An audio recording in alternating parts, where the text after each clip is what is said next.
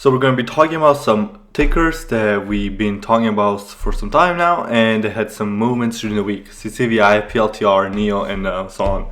If you guys like this video and all the content that we put out, make sure you subscribe down below. Also, if you want to be part of our community, check out the Discord link as well down below. So first and foremost, we're going to be talking about Pltr. Pltr took a beating following their earnings announcement. So Pltr is this stock that we've been bullish on long term, and if you have been with me with some time with our Discord and our community, you know that we've been entering Pltr when they had their first earnings report, not this one, the one from before.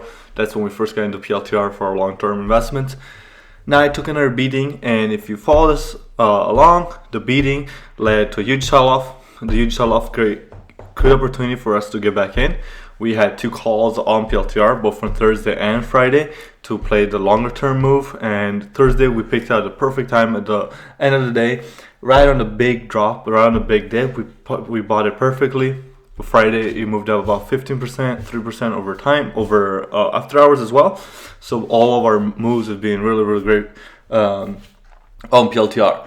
Also, Pltr, another thing why I like it so much, the ARK ETFs, they've been stacking up a lot of shares of Pltr the more it sold off, so they gave me more confidence that sooner time will come.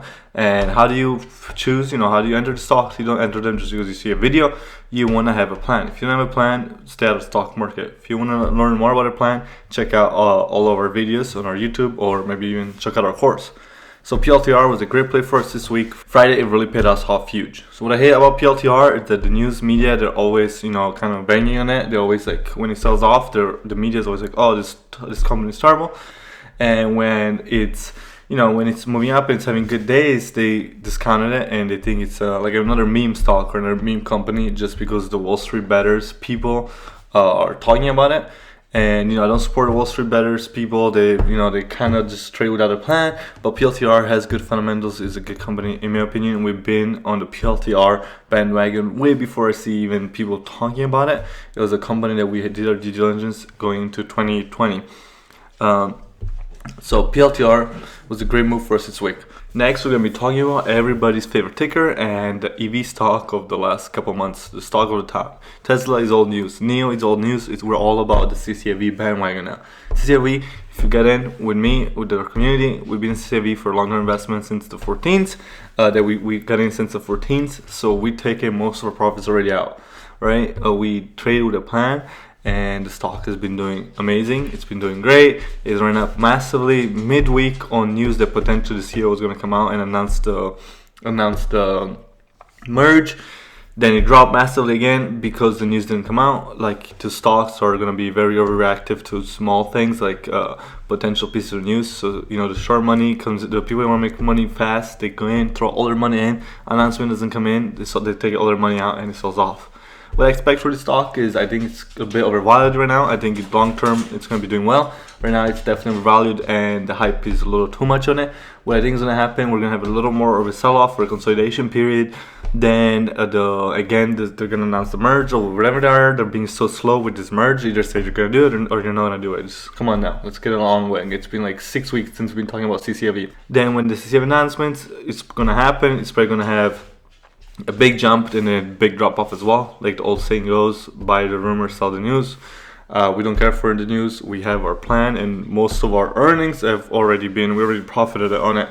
And we had a great day on CCIV when it jumped, and I think it was Wednesday when it jumped on Wednesday or Thursday, whichever day it was. We took really good advantage of the momentum that they had when there was the news that potentially they were going to announce it, and there was no news of them announcing it, so that caused the sell-off. Next, we're going to be talking about Nio. Oh, Nio. Everybody used to love Nio. This used to be the CCIV just a few months ago, but now everybody seems to be throwing it under drag. Nobody cares about Nio anymore. But I still like the company long term. Like you guys might have watched my EV hype video. The EV hype, I went over all the companies I liked that were in the V earnings. And this is a company that I'm keeping a close eye on to see if we can get any potential entries running up to the R. If there's going to be moves of running up to the R that we can take advantage of. And then we never hold through the news. We never hold through the earnings. Then we're going to see what happens after the earnings. A massive sell-off might happen, will cost to Pltr. Massive sell-off that gives a great opportunity to enter the stock.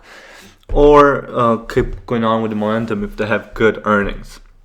So that's my play on Nio. We're watching it to trade with me live, and if you want to get access to all of my trade lives that I announce and reasoning why I announce it and technical analysis and all that, just all you have to do is just go to the Discord and click the link in the bio. Next is Jamia, whatever you call it. They have earnings as well coming up really soon. It's had a good run up. Now it's having a bit of a sell off. Usually the earnings for Jamia have been pretty bad before, so they've caused a massive sell off. I don't think it will be the case this time. The company was a completely different space when completely different place before. I think the earnings are going to be much better. We're going to see a better reaction for the earnings, but I'm looking to see if we get a sell-off, potential dip buy again. If we get a good earnings, keep up the continuation. If you are been with us with Jamia, we've bought it on the previous earnings, and we're at massively on it on our long-term portfolio.